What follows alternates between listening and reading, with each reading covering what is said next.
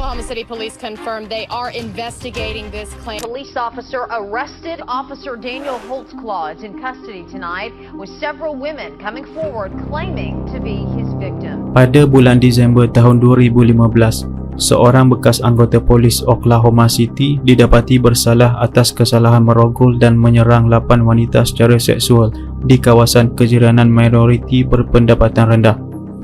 Daniel Holtzclaw berumur 29 tahun menangis ketika keputusan mahkamah dibacakan. Pihak juri mensabitkannya atas 18 pertuduhan melibatkan 8 daripada 13 wanita yang menuduhnya.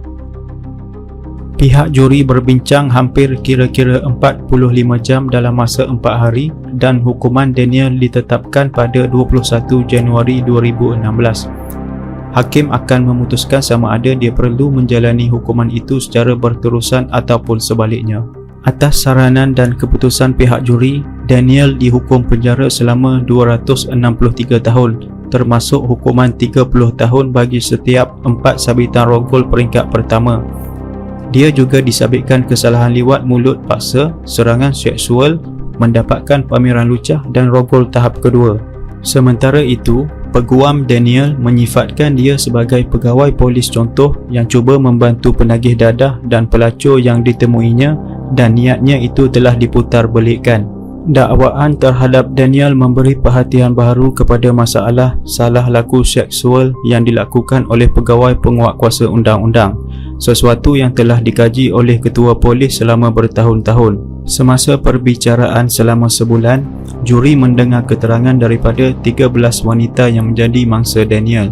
Kebanyakan mereka berkata, Daniel memberhentikan mereka semasa melakukan rondaan, memeriksa status waran tangkap mangsa sekiranya ada atau memeriksa sama ada mereka membawa peralatan dadah, kemudian melakukan serangan seksual ke atas mereka. Antara 8 wanita yang menjadi mangsa Daniel, seorang daripadanya ialah nenek yang berusia 50-an. Dalam keterangannya, dia sedang memandu dalam perjalanan pulang ke rumah selepas jam 2 pagi apabila Daniel memberhentikannya. Daniel pada mulanya bertanya sama ada nenek itu berada dalam pengaruh alkohol ataupun tidak. Kemudian mengarahkannya keluar dari kereta dan ke tempat duduk belakang kereta rondanya. Dia kemudian berdiri di atas nenek itu dan mengarahkannya melakukan seks oral. Mangsa yang terakhir ialah seorang remaja berusia 17 tahun ketika Daniel melakukan jenayah seksual itu. Daniel disabitkan dengan 3 pertuduhan berkaitan kes remaja ini, iaitu rogol peringkat pertama, rogol peringkat kedua dan serangan seksual.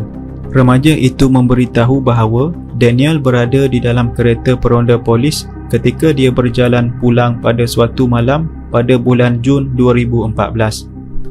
Daniel menawarkan untuk menghantarnya pulang dan masuk ke dalam rumahnya.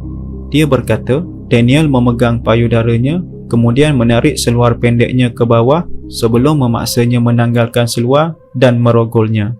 Walaupun bilangan mangsa Daniel adalah ramai, namun kes itu memberikan beberapa cabaran kepada pihak pendakwa. Kebanyakan wanita terbabit mempunyai rekod tangkapan atau sejarah penyalahgunaan dadah. Peguam Daniel menjadikan isu tersebut sebagai asas strategi pembelaan Daniel. Dia juga menegaskan bahawa kebanyakan mangsa tidak tampil sehingga polis mengenal pasti mereka sebagai mangsa selepas siasatan dilakukan. Akhirnya, pendekatan itu tidak mempengaruhi juri untuk menolak semua keterangan wanita yang menjadi mangsa Daniel. Pada Februari 2022, Lembaga Pengampunan dan Parol Oklahoma menafikan parol untuk Daniel. Parol ialah pembebasan bersyarat banduan sebelum mereka menyelesaikan hukuman mereka. Banduan parol diawasi oleh pegawai awam, biasanya dipanggil pegawai parol. Jika banduan bersyarat melanggar syarat pembebasan mereka, mereka boleh dikembalikan ke penjara.